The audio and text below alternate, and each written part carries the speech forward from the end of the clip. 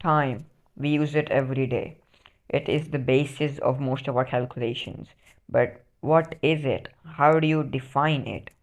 The general theory of relativity developed by Albert Einstein in 1915 suggests that time is a dimension that is curved and distorted by the presence of mass and energy.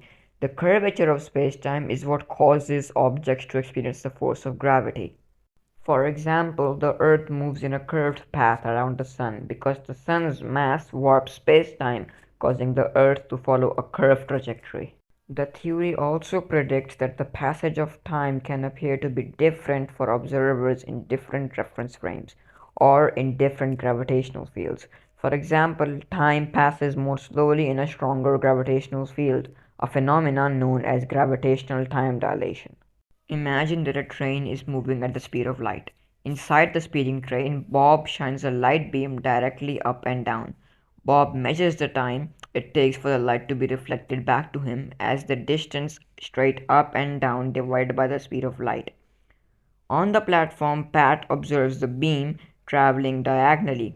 It is still traveling at the speed of light, but is covering more distance, so more time must have passed than for Bob as the light travel takes a longer distance.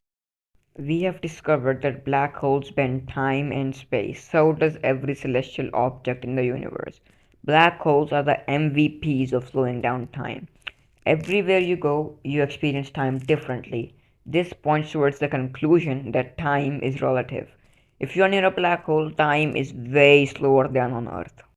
Think of time as a path that everything in the universe is following. We can clearly depict this as a light cone. Imagine you are rushing towards a black hole. What would happen to your light cone? The path that you were supposed to be following, aka normal time, you now deviate off that path, so time is slower for you. The closer you are to the black hole, the more you deviate off the path. This applies for every celestial object. There is no clock that can define time in every part of the universe. Everywhere you go, time is different. The faster you travel, the slower the time. In this video, I will explain everything. Let's put this on a graph so it's easier to understand. In this graph, we have made 3D space into a flat plane, so it is easier to visualize the entire universe. Let's make space x and z axis so time is represented as the y axis. Let's imagine a stickman that is experiencing life in this imaginary universe. As time passes, the stickman moves through the y-axis, which is time, and with him, every object in the universe moves through the y-axis. If the stickman moves through space, his vector, i.e., the direction of travel, would change. This means that he is passing through time more slowly than other objects. But the interesting thing is that it would seem to him that everything else has gotten a little weird. The twin paradox is an example of this.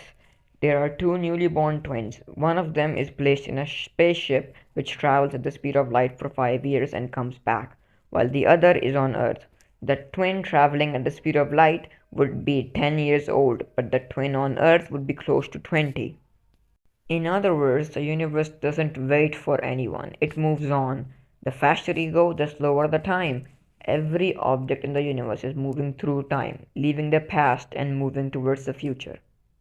In conclusion, time is just another dimension we move through. We can't go back, but we can definitely twist and bend it.